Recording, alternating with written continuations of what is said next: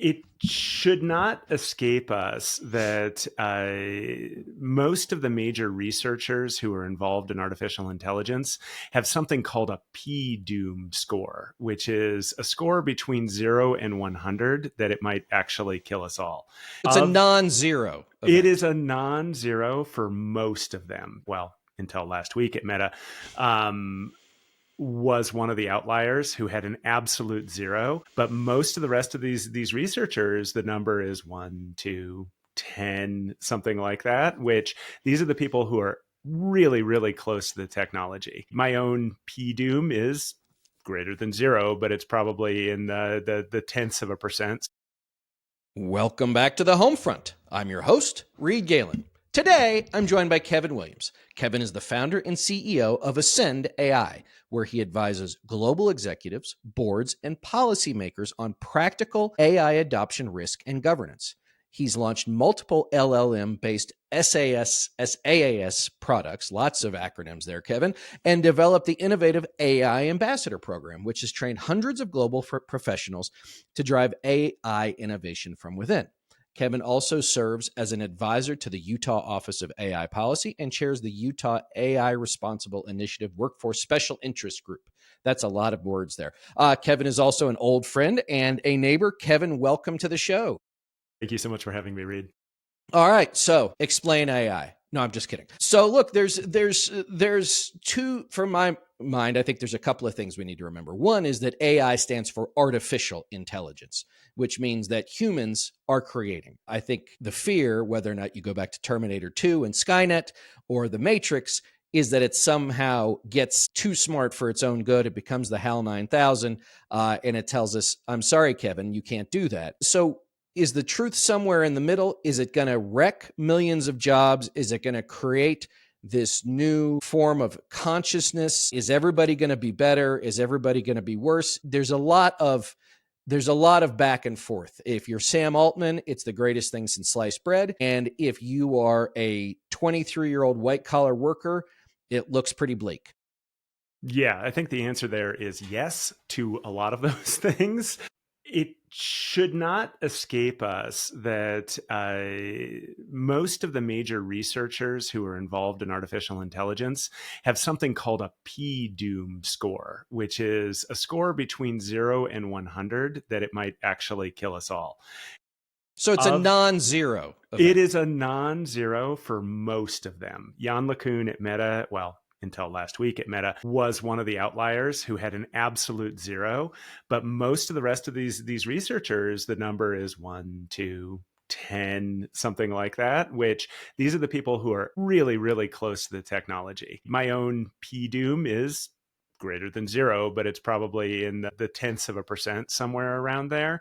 And that's basically the idea that as the technology continues to improve, we shift from human-oriented training, so using the internet and all of the information we have to train the models, to self-reinforcing behavior within the models, which can really amplify the way that intelligence works over time. And if that's let to go unchecked, it could have a geometric effect on the intelligence, and I'm sort of air quoting, which is tough on a podcast, but no, people will be able to see you. So air quote all you air want. Quote all I want. All right. So it can start magnifying itself over time. And in a remarkably short amount of time, it can go from near genius level IQ, which in some applications, artificial intelligence, LLM specifically, are at least replicating genius-like intelligence already. Now, that's different from general intelligence. It's sort of spot applications of knowledge. But we as a species aren't particularly well adapted to dealing with going from an IQ of 135 to 1300 in 5 or 6 seconds. And that's the fear, that we won't have a gradual lead up to it. Instead, it will just snap into place really quick. So the non-zero chance is a little bit concerning. I think back 30 years ago when the Clinton administration and Congress made a conscious decision to take all the wraps off what the internet could be or would become, the Telecom Act of 1996. And obviously it has become something that I assume that you and I were we were much younger men then, but we could not have imagined what it would become. But if you think about that, 1996, that bill passes. 11 years later, the iPhone exists, right? So, I mean, it moved. If you were there for it, it feels like it moved a little bit slow. If you look at it historically, it moved very, very fast. And now, to your point, a lot of the things that we take for granted, i.e., if you're scrolling on a social media feed, an algorithm created by, designed by, tweaked by a human decides what you get, and it decides what you get based on what you like, what you're looking for, what you've looked for previously, maybe what they're trying to sell you. So what happens then when you have something like that, but far more powerful, as you said, not an IQ of 130, but an IQ of 1300, that is still based on the idea of one nerd's injection or projection into a technical creation that it then sort of, again, if it takes off. So what you're describing is machine learning, and machine learning has been with us for a long time. Every time that you get onto Netflix and it recommends a movie, or Amazon and it recommends a product, there's machine learning that's happening behind the scenes there. The difference and what we're seeing today with generative AI is that it's more probabilistic versus deterministic. And I'm not going to get technical at all here, but it's the idea that there are so many more possibilities that can be yielded from the data than just sort of a rote connection of user likes this, therefore they're going to like this. And that's been a real unlock from a technological perspective as far as the applications we're seeing, and at least a feeling of creativity and intelligence that's coming from these models.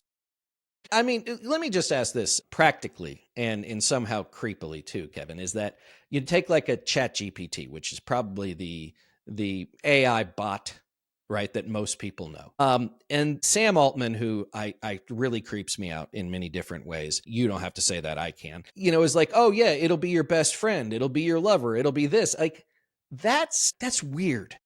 That's really weird. And it's weirder to me that the people like Altman and others are actively pushing it to do those things. I think trust your instincts there, that there's a real possibility of a loss of humanity in this process, not just from what do we do as humans if this thing starts replacing us, but what do we do if people start leaning into these tools for real support? And, both of us have teenagers at home, and taking a close eye as far as how teenagers and how people who are in otherwise somewhat marginalized are engaging into these tools is something that everybody needs to be paying attention to, because they have a sycophantic layer to them, or lens, in that because they're trained, think of a thumbs up, thumbs down sort of perspective that you may have seen over the years in various things. Is this a good response? Is this a bad response? Humans tend to like toadying devices. So as the And models toadying people. and toadying people, right? So, surprise, the models have been trained to be more reinforcing than perhaps they should be. And this is a known issue, but there's all kinds of media going on around right now about people spiraling into sort of these very odd rabbit holes. There's real incidences of perhaps people ending their lives, etc. On the other side, this nation has a mental health crisis that's going on. There are massive amounts of populations that are underserved in Utah and beyond. Being able to offer tailored support to people who otherwise wouldn't get support, that's a real unlock, and there's value there. But there's a blurring of the lines between these generalized companions, and that's what they're calling them, and having more clinically based support. And that's something that we're going to have to balance as a society for sure. So obviously, this is what I do. I'm all in on the technology. So it's easy for me to say, hey, there are all of these other benefits. And meanwhile, here we are subjecting people to companions that are just heightening their baser instincts and perhaps leading them to self-harm or whatever it is. But look at that same road that we've traveled as far as social media and the types of environments that we've already created. So to a degree, there's really nothing new here. It's just a level of intimacy that we haven't seen before. And to some respect, if these sort of feedback loops can disrupt some of the social feedback loops that we're receiving, maybe there are some net gains that can be had there. The problem then is who's controlling the model. And I'm not going to get into the politics of that, but say Elon Musk and Grok have a very different opinion about how a model should behave. Well, hasn't he Yeah, said he's going to change Grok to do what he wants it to do? I mean, essentially. didn't he do that last week, I think, or 2 weeks Yeah. ago? So yes, I mean that's a concern, right? That the puppeteer is controlling the model. And don't get me wrong, Grok 4.1, which is the latest and greatest, is an excellent model. It outperforms most other models out there. He has endless money, he has endless resources, but he is putting his thumb on the scale. Now, he's going to argue that the thumb was already on the scale on the other side, because fundamentally these models have been trained on humanity, and humanity, as represented on the internet, has certain political and social lenses to it. So whether or not there was an actual human thumb on the scale, there are certain things that have been trained into the model that constituencies aren't necessarily going to agree with. So I want to come back to the policy a little bit later because I want to tie it all together. So let's talk about let's talk business a little bit. So one is a lot of talk about whether or not there's a quote AI bubble. There have been several reports in the last few weeks that the top two drivers of American GDP are investment into artificial intelligence and the top 1% of wealth holders in the country spending 50% of the money on consumer whatever. Are we in a bubble? And if so, what does that mean? Because when you hear, again, Altman or his CFO talking about the idea of bailouts, backstops, at least for me, both being in politics my entire life and being somewhat of an amateur historian, my alarm bells start to go off, because to me, it's like, wait. Like, no individual taxpayer asked for this, right? Any more than we asked for collateralized debt obligations or to deregulate the savings and loan deal, right? But now here we are, and it feels like sometimes, these guys get a level of, not, look, this is not new in history, Kevin, like people get a level of prestige, they get a level of power, they get a level of financial freedom, and now other people want to do what they want to do. So are we in a bubble? Again, the answer is maybe. It depends on how you look at it and what your lens is. I think I want to roll back all the way to 1999 and 2000 and talk about that bubble, which is what's being compared to right now. Mm-hmm. A lot of nuance there. There was a lot of capacity that was being built based on a theorized future. You hear about optical fiber lines and things like that were being laid all over the place. Didn't Enron do that, actually? Yes, they were involved. Basically, everyone was involved in some way, shape, or form, right? It was called dark fiber because they were laying down these really expensive infrastructure investments for a future that they were hypothesizing but was not there. One of the practical differences about where we sit today is that if AMD, Intel, NVIDIA produce a GPU, which is the processing units that are the sort of the base unit behind the scenes in the data centers, it will be deployed tomorrow. So there is no lack of demand on the system that's driving a lot of that investment. Now, what we really should be asking ourselves is if this isn't a bubble. And again, I do think it is pretty overheated. There are companies that are way out in front of their skis as far as the sort of obligations that they've made in terms of debt, in terms of future liabilities. I'm looking at you, OpenAI. Mm-hmm. Trillion plus in future spend that they've obligated themselves to so far.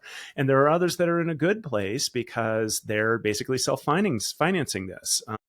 The Alphabet, Googles of the world, the Metas of the world, arguably the Amazons of the world have so much cash that they actually are essentially self-funding these investments. Because it's not just cash, it's also cash flow, positive cash flow. It's positive cash flow. Right. The question that we need to be asking ourselves is, if this isn't a bubble, and again, not totally sure it's not a bubble, how do we go from where we are today in terms of actual cash money business performance? So in the case of OpenAI, that's $13 billion if you look at their books, $20 billion if you listen to Sam Altman. It's a lot of money. It's grown enormously fast. Like, wow, that's incredible. But if in 10 years you're obligated to $1 trillion plus of spend, where's that $1 trillion going to come from? Mm-hmm. And it's not through, market recapitalization efforts or whatever, you have to figure out where it's going to come from. And I think that if you start breaking down the how it could happen, that's when all of us need to take a big pause. Specifically, most people don't know the answer to this, but the total revenue of software as a service in the US, you'd have no reason to know that, but it's about $200 billion in revenue. That's not market cap. That's not how valuable That's these just how companies are. much cash is churn. That's how much cash comes into those companies like Salesforce or HubSpot or whatever it is every year. $200 billion. So one of the things that's talked about with AI is it's going to obliterate software. Well, it actually might. It could really impact software. But even if it eats all of the revenue from software in the US, that's just a drop in the bucket as far as what they need to keep going. And these investment firms, although nuts, are not completely nuts.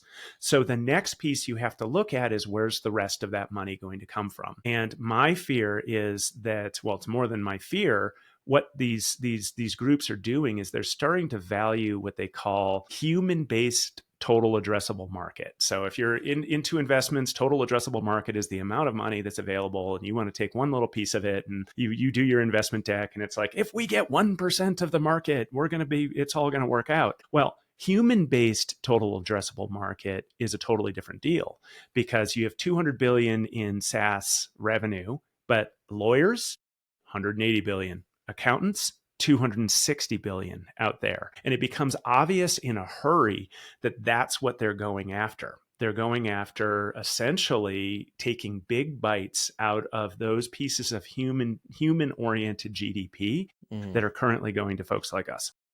So, all right. So let's talk about the idea of how these companies make money. So, for instance, I would assume even now the vast majority of people who log on to a ChatGPT every day are doing it for free. They're not paying for it. And they don't have any plans to pay for it because they don't need, other than it sort of being super Google, they don't really need whatever else it can offer. But Google has made a consumer business, a consumer offering of giving you all the stuff for free, right? Now, the way that they pay for it is advertising, right? Now, does that mean that Google and Meta and Amazon, again, who already have these incredibly robust revenue streams, can just eat an OpenAI? Because again, Google has Gemini, right? That's their AI thing, right? And when you type something into the Google bar, like the first thing that comes up now is Gemini. It's not even like pointing you toward a website necessarily. So how does an OpenAI or an Anthropic compete against those companies who, as you noted just a few minutes ago, A, already have money, and B, are already used to giving you stuff because frankly, that's cheap. Giving you an email account is cheap. Giving you a YouTube account is cheap because you are not only giving them your time, your eyeballs, you're going to click through something, but you're also giving them more surfaces to advertise against. So there's a lot there. One is the marketing adage you touched on is if the product is free, you're the product in some way, shape, or form, right? And that's doubly true with free LLMs. OpenAI, GPT has removed the ability for free users to not be involved in what's called training. So we humans, every time we're interacting with the system, through the free tiers, that data is being used to enhance the model. And that is really, really valuable to interpret how people are reacting to the information. And it's hard to get otherwise. Earlier, I sort of touched on synthetic data and synthetic training and things like that. Well, that doesn't work quite as well as having real humans who are interacting with it. As far as how do they make money, Anthropic's a great example. So that's the Claude series of models.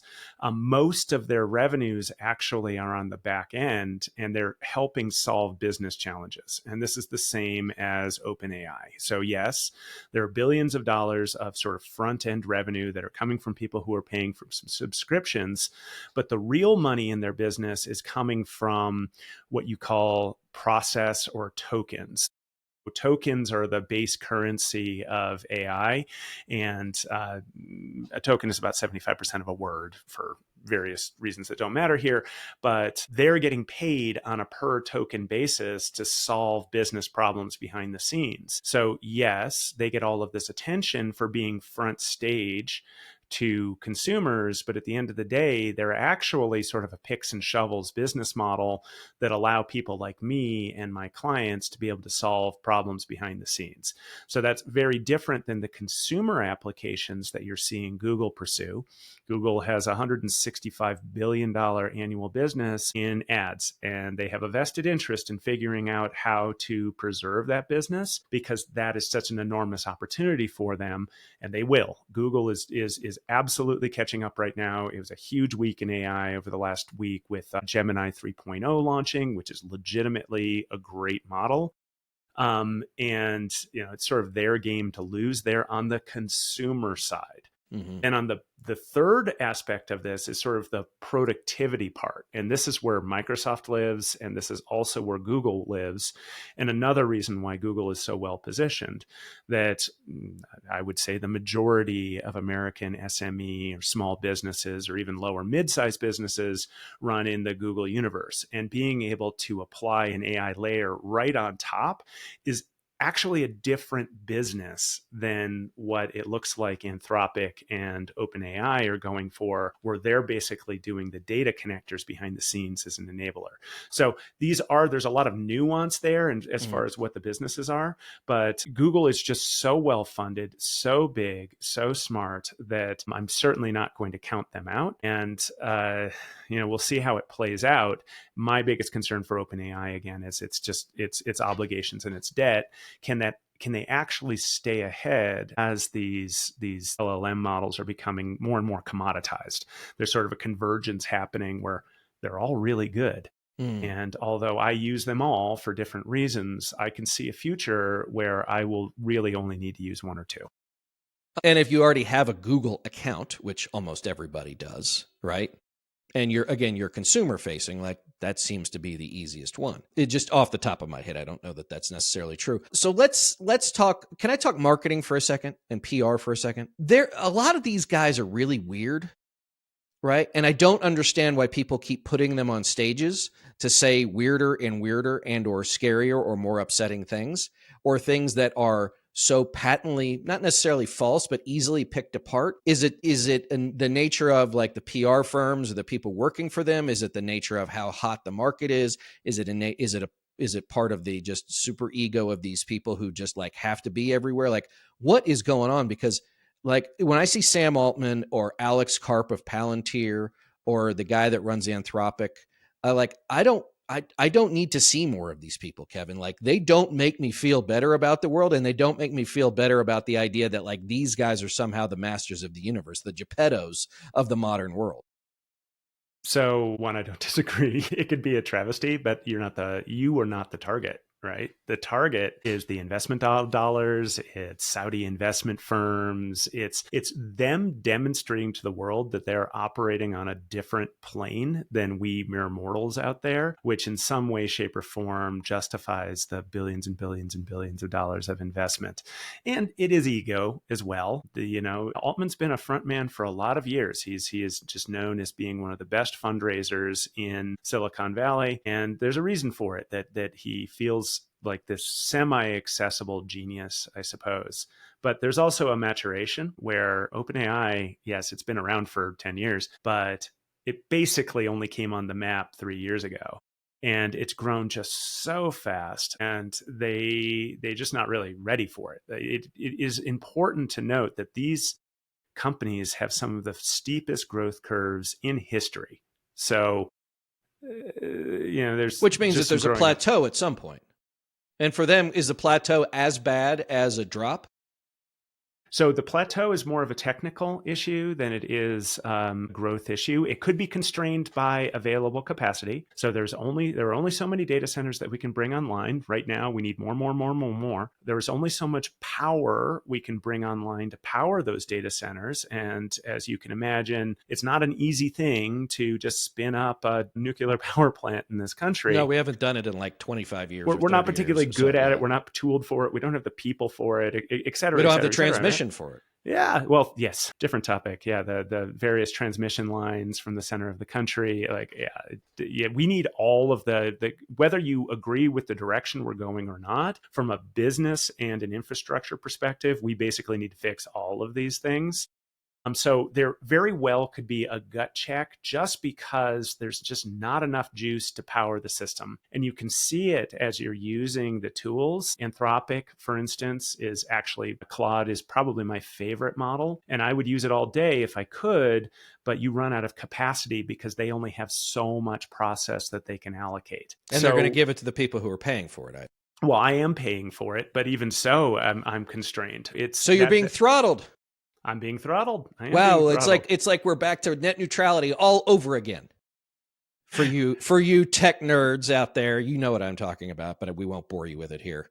But the technology itself, the growth curves, you call it the scaling laws. They actually are following pretty much what the experts said they would, if not faster. So the models are getting better. The models are getting, air quotes, smarter by the day. Each new release is better. And there's really no sign of stopping anytime soon until we hit a wall of either process or energy. I think that's a ways out. And that ties a bit into the bubble conversation as well, that if you're not going to hit that, and there was this expectation that, oh, we're hitting it, it's slowing down. And depending on who you listen to, they'll point to this chart or that chart. But I'm telling you, it's tracking exactly the way it's supposed to be tracking. We haven't hit that inflection point yet, basically. All right, so let's start to bring humans into the conversation, actual human beings who are biological creatures, not technological creatures. We have talked about the idea of people using this as a companion of some sort. You referenced the idea that, that these companies want to go take a big chunk out of, let's say, the legal or the accounting or the software as a service businesses. And of course, I assume that a lot of those businesses want to get there first, or they'll utilize these tools to do so. That's going to leave the boss of Anthropic said this could create 20% unemployment. That is a very scary number. That is Great Depression kind of numbers. Elon Musk says it's going to leave everybody much more wealthy and free to do the things they want. You talk about the data centers and the need for power and water. And a lot of these things are being pushed through by, companies that are very rapacious because they need this stuff and they need it now or they need it yesterday. They're also going to policymakers who are, one, almost completely, I assume, ignorant of how any of this stuff really works, considering that it wasn't that long ago that we had members of Congress still thinking that the internet was just a series of tubes, which I guess, metaphorically, and even maybe sometimes, in practice it is, but clearly didn't understand the concept of it in any possible way. Most of us are just scratching the surface on the expertise of these things. And so, power is going to become, it's already a commodity. It's going to become a more expensive commodity. And is it my house and my heater, Kevin, or is it your data center? Is it the tap or the dishwasher in my house, or is it the need to cool your computers?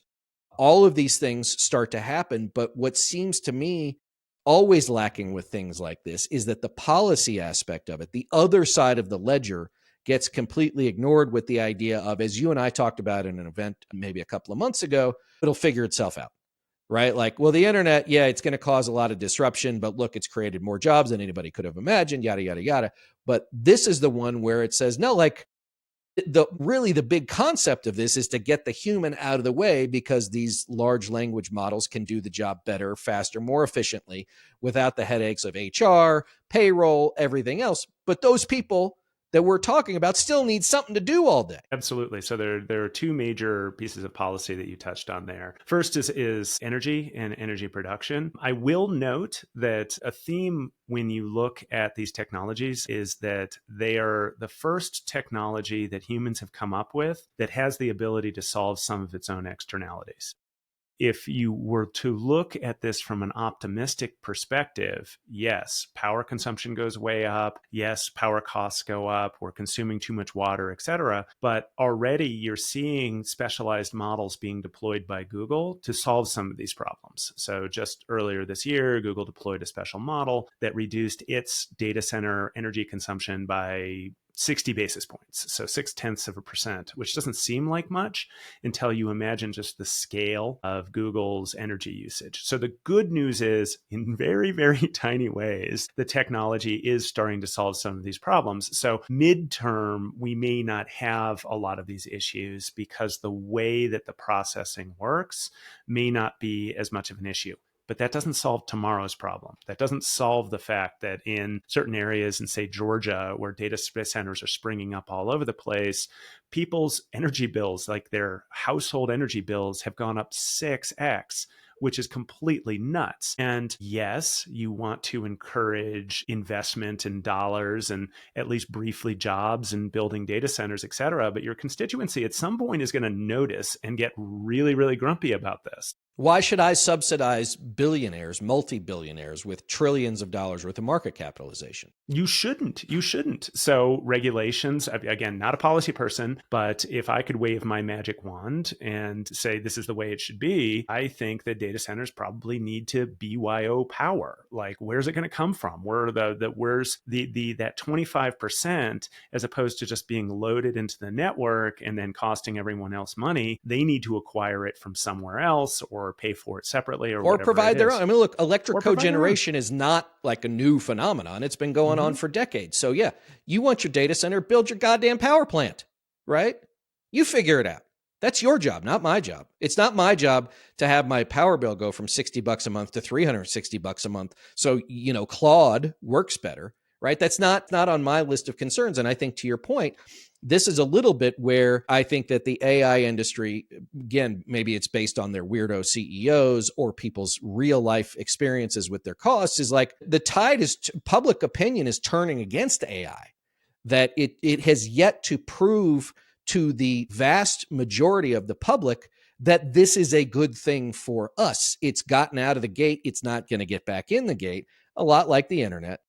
But now we see things, there's more than, I think, 100 AI-related bills in states from Alabama to California that have passed. Now you have the Trump administration saying that they're going to sign an executive order, and by the time people hear this, he might have already done it, where they're going to say, no, this is the Commerce Clause, you can't do these things. Oh, and by the way, if you keep it up, we're going to suck out $42 billion worth of federal investment in broadband infrastructure throughout the states, which is basically saying, you want your internet, farmer? Give it up, right? And so that seems to me to be yet another bad deal for the American people, which is like states are doing what they think, again, to the extent that any of them really know how this stuff works. They're trying to do the best they can, I think, to understand an emerging technology and do something about it. And you've got the feds, many of whom, with Trump sitting there and all of these people in the same room together at the White House not too long ago, right, trying to figure out what's best for them, assuming that we are either A, too stupid, B, too fractured, or C, too poor to do much about it. The difference is that, like, there's still 325 million of us, and there's 5 million of them. So I'm torn because, as you said, the states are trying to do the best they can. And honestly, Utah, I think, is well ahead of the curve as far as how to think about this proactively. I'm really very impressed with the way that the state is thinking about this, and with a federal void around common sense regulations, the states really have no choice. It's hard for me to opine about the executive order and how that's going to play out in the courts, et cetera. But it's going to be a bit of a disaster, because I don't think that many of us are going to disagree that there should be some protections against, say, sexual deep fakes or applications towards minors. And that's what a lot of these things look like. But, Congress has just thrown up its hands and doing basically nothing about this. So we need some sort of common sense guardrails around the technology. Now, what those, quote, common sense guardrails look like is a wide range. And, we really need to dive into what it's going to look like as those 320 million people start to get really grumpy about the fact that their energy costs are going up and they're losing their jobs left, right, and center. And to be honest, those are people who spend money in the economy too. It goes all the way back to Henry Ford. I need to price the Model T such that people on my line can actually afford it. But yet you have Amazon, who's going to displace 600,000 people with robots. So that's different. Robotics is a little bit different, but it's related to AI. Yeah. But you've got Andy Jassy, the CEO of Amazon, who a couple of weeks ago said, oh yeah, we're laying off, 14,000 people. Not because we need to, not because we don't have the money, just because it's a cultural thing, right? So like, he's so far down the road of devaluing the individual human's contribution to the company he runs that it's not that far for him to say, get rid of all of them. I'll have me, the C-suite, and a bunch of robots, because here's the other part. Robots aren't going to unionize either, right? Like robots aren't going to complain, or they're not going to come for a settlement when a tornado in Kentucky knocks down my warehouse and kills a bunch of people and maims a bunch more, right? So like, but this is also, Kevin, and this is as much a philosophical as it is a financial thing, which is they are telling us out loud on a daily basis, you don't matter. We don't need you, and we don't care whether or not you're happy about it. And to me, that leads to a pretty significant systemic risk, which is if you're telling people they don't matter and they've got nothing to lose. And when they have nothing to lose, that's when bad things, really, really bad things start to happen. Well, it's populist and it's cross aisle, that this is affecting everyone equally. This could easily be either a conservative cause in the midterms, or this could be a liberal cause. And they'll have slightly different lenses on it, but the impact is still the same, that my life is worse off than it was before. It is more expensive. I have fewer opportunities because of these technologies that have amplified the power of a few. And I'm looking for somebody to blame, and I'm looking for somebody to tell me I'm right. And you ain't seen nothing yet as far as the consolidation of power in industry. So another reason that this is just an all hands race to spend all the money they possibly can is that the frontier models, so these are the big ones, these are the Googles, the Groks, the OpenAIs, the Anthropics, the Metas out there, that they will control the intellectual pipeline of essentially the entire world. So there is a future that is not hard for me to imagine, such that one of these companies will touch basically anything that humans do. So Google has been accused of being toll gates to the internet forever, and that's not untrue. And AT&T and Verizon are pissed because they've been pushing all their stuff down their pipes again, back to net neutrality. Yes. Yeah. So the consolidation that you could see, as theoretically, they could be correct that they could wipe out software or SaaS. And it's not that they're going to wipe it out, like the need isn't there. It means that it's going to transfer from the independent organizations that were creating the software package to being something that's created almost on the fly and housed within Google's data centers or OpenAI's data centers or whatever it might be. And these could be the largest companies humanity has ever conceived of. Let me take a quick detour into the idea of intellectual property. I'm someone who writes on an almost daily basis. I record some video on an almost daily basis, and so if I'm one person, then there's millions, tens of millions, hundreds of millions of people, not just here in the US, but around the world, for whom that creation is also their economic engine, right? Their creativity is their lifeline. And how is it that the individual artist, writer, poet, whatever it is going to be protected against these companies just hoovering up everything they have and saying, oh, you want Kevin's new book, The AI Frontier is Here Today? Here you go, 322 pages. Read away. So a lot of this is still in the courts. The New York Times lawsuits are out there, but others have just been quietly settled. And they've been quietly settled because the amount of money that's involved is just unfathomable. And the small groups of artists and creators simply don't have the wherewithal to stand up against those systems. And globally, it might be a slightly different question, because there are intellectual property laws that are being enforced in other places. But here, the way that I cynically view it is that there's this transitory period where it's, oh, we're taking this stand, and like it's all about human freedom and thought and et cetera, et cetera. And then push will come to shove. And there is an unfortunate but very plausible argument to be made about the common good that goes against some of the things that we've been saying today. And the idea of backtracking and just saying, okay, well, we need to pull all of that information out of the model and go the other direction.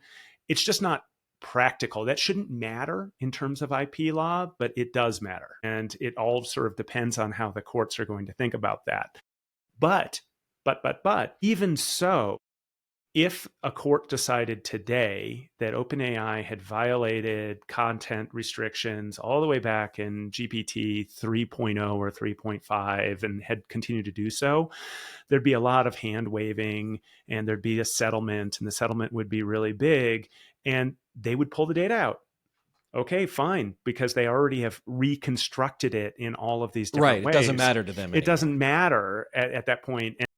And It's there already is, been subsumed into the hive mind at that. so they could say, okay, no more, oops, but I don't see that being much of an impediment to growth, unfortunately.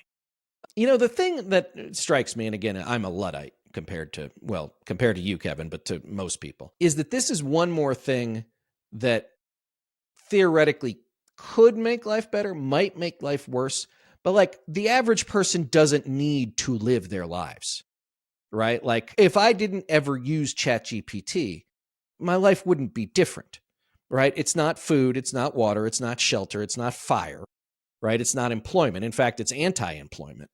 And that's the thing that I think that, again, from someone who spends a lot of time thinking about how you would frame things, how you would explain things, is that the AI guys, I think a big part of their problem too is that they are making a lot of assumptions based on what you said earlier, which is they have a lot of money, they have a lot of power.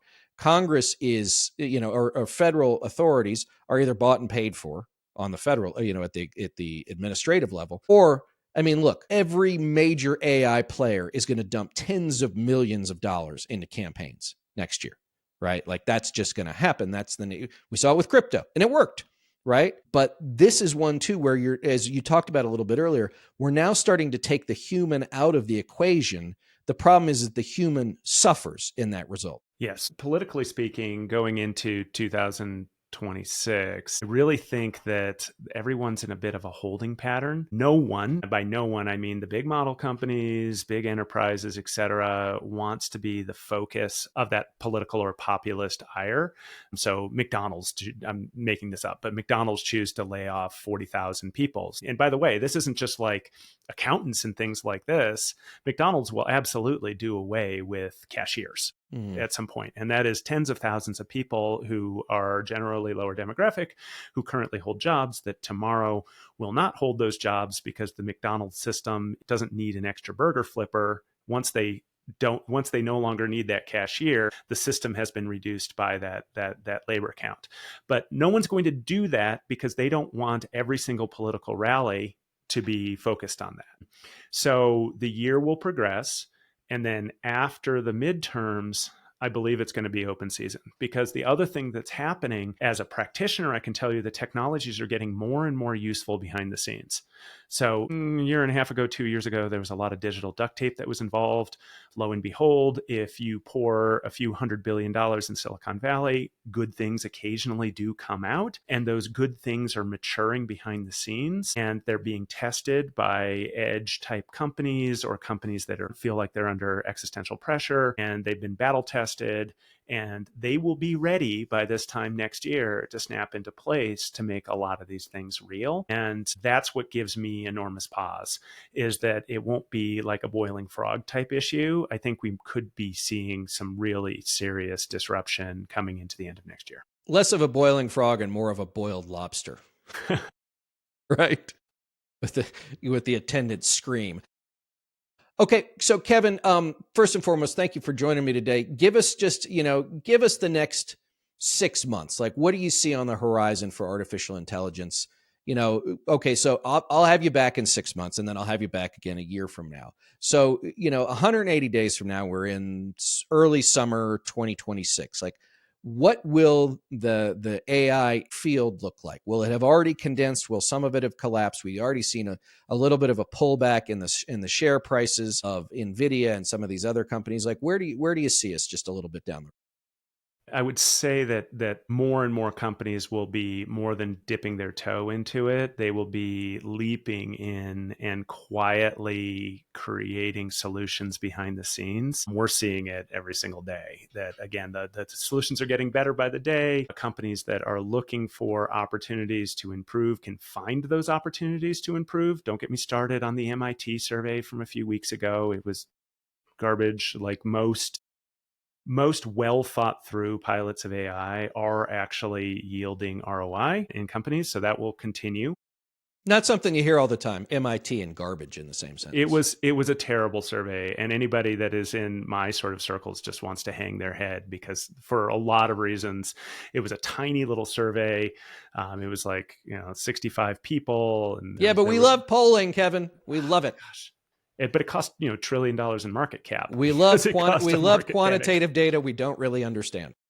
Yeah, data sufficiency and all of those things. So one is those use cases will get more practical. Two is I actually think that we will be talking about AI as AI a little bit less because AI, artificial intelligence, is what you'd call a general purpose technology, sort of like electricity, where it's permeating everything. So it's less, how can we use AI? It's more, how can we use these new features to amplify whatever we're doing in our organization? So over time, you won't really need the term anymore because it's sort of of course, right? Yeah, we don't talk about the internet, right? Yes. Yeah. I think one thing that's I'm not a big retail investor myself, but I do think that there is a very real possibility of a bubble deflation or even a bubble pop. And if the bubble does pop, one, as we talked about earlier, there are plenty of companies that will show resilience. I think that a bubble popping will have this counterintuitive effect of causing what could be a recession, what could be more job displacement, and actually accelerating the way that the technologies are being applied. Because if you do have to remove 10,000 people from a large company, a lot of that work still exists. And if the technology is there to backfill, companies will totally do that. So ironically, the market cap and the share value of a lot of these companies could go down, well demonstrating the underlying use cases, which if it does cause a recession or it does cause a bubble deflation, it might be short-lived because people will look at it and be like, okay, some of these things that we were doing were completely ridiculous, but others really do have merit. And now we're seeing it at scale that is being applied across 1,000 roles or 10,000 roles or whatever it may be. I don't think we're at a point of consolidation yet with the models from a business perspective. I think we're getting a lot closer such that there's greater switchability or transferability between them, but that race still has a ways to run. And it's hard for me to envision anything really getting in the way of that. I also wouldn't predict any sort of federal regulation beyond the state level moratoriums that's going to restrict growth. Something we didn't talk about here, which is real and sort of a boogeyman in the room, is that the Chinese are not going to stop. And that is a real thing. And although it's just an easy, like sort of red scare to toss out there, it is also true that these technologies, while currently being deployed in pedantic or pedestrian ways, can also be used to great effect for cybersecurity incursions, for espionage, and et cetera. And we really do likely need to keep up with the pace of development, or else we're going to be in for a world of hurt in 5-10 years. Well, it's not like the Chinese weren't spying on us and stealing stuff before this, right? Like it's just a different vector. It's not like they weren't already doing. Yep, but their own technology is excellent. Their own access to increasingly high caliber process is excellent. Well, and NVIDIA can sell chips to them now, right? Yes, quietly. Yes. There's a lot going on there too. Right. So it's a little bit hard to say we're afraid of the Chinese, but by the way, let's give them the best of what we got. Yeah, arguably, but it really isn't going to slow them down anyway. They're doing amazing things with the processors that they have. This isn't sort of the Russian version that you and I grew up with, where a lot of it was actually fake. No, there's Chernobyl comes to mind. Yeah. There's real tech that's being deployed out there. And I really don't want to be a Cassandra about that, but it is real. And it's something that we have to be aware of. I am your friendly neighborhood Cassandra, Kevin. You will always have a place at my table when it comes to that, right? To be right, but never believed. I 100% understand. All right.